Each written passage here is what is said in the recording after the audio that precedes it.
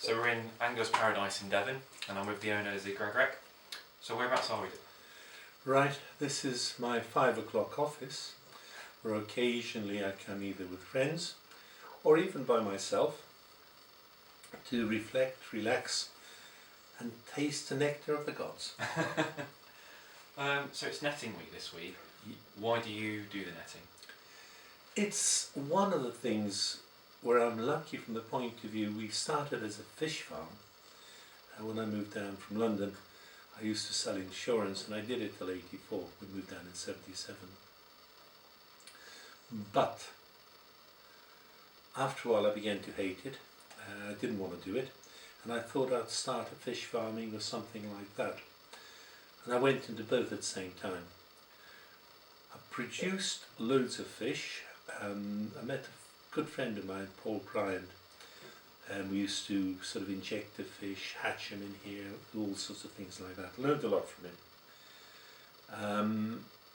But lucky for me, he sort of moved elsewhere, because I'm a very lucky, and of all the person I've met, he seemed to be a Jonah. Everything he did didn't quite work out. The best thing he did is sort of went with somebody else instead of me, because that didn't work out. Whereas I'm still continuing. And the fish farming, I could say, is my most successful failure. I've got the knowledge there, I learned everything about it, and that's what I'm doing now. You find that as soon as a lake is made or is born or whatever, it starts dying. Because every time it rains, some soil flows in, etc. So it gets, if it's very deep, it'll take 1 million years or so, like the rift valleys and things like that. But otherwise, when it's only about 10-20 feet, it's sort of silt. So it needs to be silted, and after the silt can become poisonous, or the methane gases and things like that can be disturbed. So you do need to remove it, not always because it's very expensive, but now and again. 2, too much weed. 3, the fish, how shall I say, do a bit of bonking, so you've got lots of small fish. So you've got to move those. Yeah. And then now and again you have fish that may not be in best of health, etc. So you've got to move them, do this. So it's always something needs to be done. Okay. But it's a question of maintenance. It's like looking after a garden. Yeah. If you don't look after your garden, what happens? Yes, the pretty flowers are this ones. They're the ones that need twice as much maintenance as opposed to the weeds. And do you? Sorry.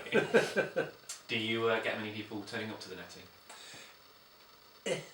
Most of the people here, I think 95-99% have been to nettings before. Some have now done it for 10 years, 20 years or more. It's like an extended family. It's something which we've created, and that's one of the reasons, how shall I say, we're holding our own. It's supposed to be a recession, but we're quite full to netting. Yeah. Bloody hell, virtually every single villa's gone. Well, they are. A job to be done, but from the word go, when we first started doing, we only had a few villas, people enjoyed it, and now they enjoy it even more. Yeah, let's do some more. Yes, what's happening? Well, you see the atmosphere. Okay, so it's a bit of hard work, but if you're a fisherman or a fisherwoman, you actually see what's in the lakes. You see the fish, and it's exciting. And next time you say, right, I'll try and remember that. That's deeper, that's this. Yeah. You find the features. And the way we've made it, and everybody mucks in, so it's bit of drinking, oh no, a hell of a lot of drinking. We do raise money for charity, and we're a bloody lot of fun. And the big question, why should people come to Angler's Paradise? Because it's the best there is. As that one's concerned, there's lots of different reasons. 1, we give value. 2, it's the only place we've got designer fishing. Everybody enjoys fishing, but some people want big fish, some people want small fish. We provide the whole lot. You want to go for big fish? We've got lakes with big fish. You want to go for tench? The only lake in the world shaped like a tench, with tench. Ornamentals. I was the first one that introduced them. Nobody ever did that before. Now they're trying to copy it. I wish I'd taken a patent on it. But the fish are exactly the same, except pretty. Yeah. And let's face it, man is man, and everybody wants a pretty titty. So, you know. And the whole point, what we try and do, and the staff does, we do the right thing because it's right. We look after the people. The villas are amazing. The lakes are maintained. The staff try and look after you. I try and look after you.